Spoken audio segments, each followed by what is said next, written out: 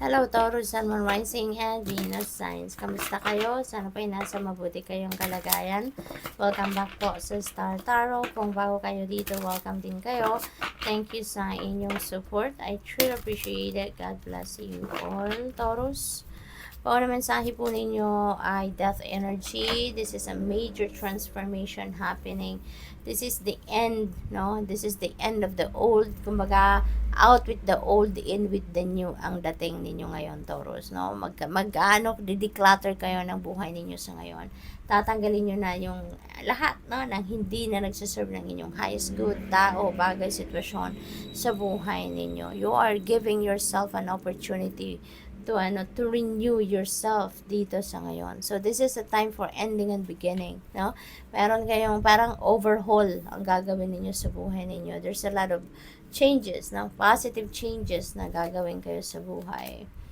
And with that, maaring mapagod kayo, or with that, maaring marami kayong pagkakabalahan, di ba? Kaya maybe this is a call for you na magpahinga muna kayo, mag-rest na kayo, mag-relax, mag-replenish kayo ng energy ninyo so that you will be ready. Now, as you head towards this transition sa buhay ninyo, kailangan ready kayo physically, mentally, emotionally, fit and ready.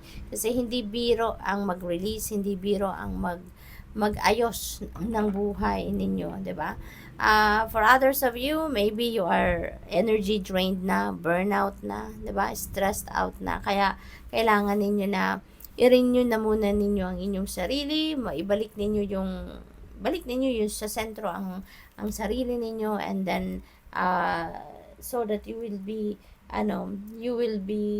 tawag dito, physically and mentally, emotionally fit and ready sa pagharap ng mga bagong chapter na ito sa buhay ninyo.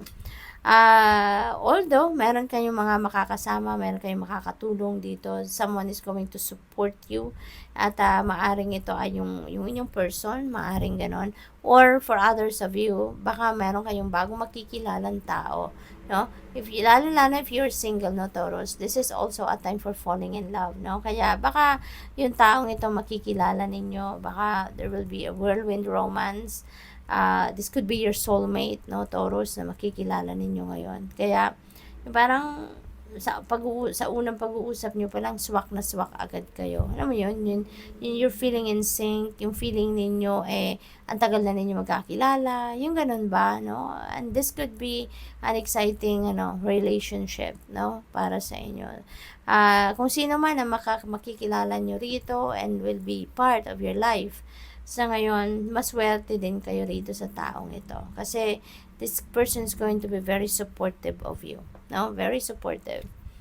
What else? We have judgment. Ayan. So, maaring meron dito katotohanan na lalabas. Now, there is going to be some kind of truth coming out. Maaring ito ay truth ninyo, no, na ilalabas ninyo, i-share ninyo sa iba.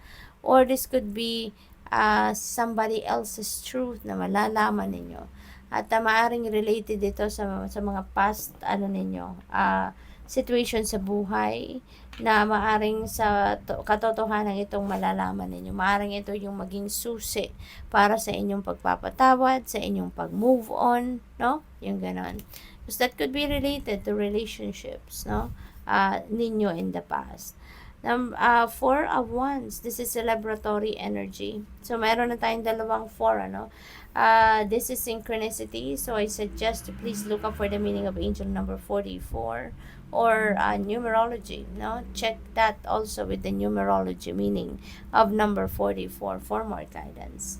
So, dito, take time to rest and enjoy success. Kasi meron kayong mga tagumpay na makakamit sa ngayon, Taurus, at yan is calling for celebration. So, maaring personal na success ninyo yan on a personal level, or baka success ito ng inyong pamilya, and that's why you are going to celebrate that success with your family and friends, no?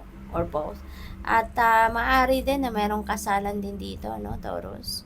Meron tayong falling in love energy, so most likely hindi malayong mangyari na magkaroon ng kasalan din dito, kasi baka whirlwind romance nga sinasabi ko dyan, diba, kanina. So maybe meron ditong kasalan, meron biglaang kasalan na mangyayari for some of you. O kung hindi kayo ikakasal, baka kayo ay maiimbitahan sa isang kasalan. This is also a time for prosperity, no? Happiness, pagdating sa pamilya, mararamdaman ninyo dito din yung tranquility, no? So, napakaganda. Oh wow, Taurus, the Sun, lahat ng magagandang pangyayari or pagbabago na maaaring maganap sa buhay ninyo ay maaaring ma-experience ninyo yan sa ngayon. This is the most positive, most uplifting, 'di ba? Napaka-positibo ng pangyayaring magaganap sa buhay ninyo.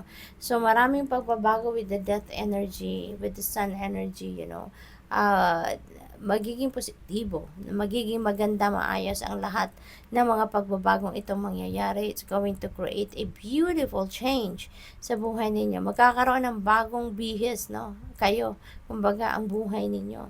Magiging successful, no? There is good fortune, good luck on your side. Mababalot kayo ng enlightenment, happiness, joy, iba't ibang klaseng successes, no? Everything will go well. Everything is going to fall into its right places. Kaya this is going to be a very successful period sa buhay ninyo. Knight of Pentacles, there is an offer as well pagdating sa pera, pagkukuhanan ng pera, no? Trabaho, career, business, yung mga ganon. So, maaaring ito na, no? Ito na rin yung pagsisimulan ninyo ng pagiging ninyo. Meron kayong mapagkukuhanan ng konkretong mag-establish, no? Establish na trabaho, may security of tenure na trabaho. So, maaaring yan ang merong offer kayo. Happy family, 'di ba? Bonggang-bongga talaga, Taurus.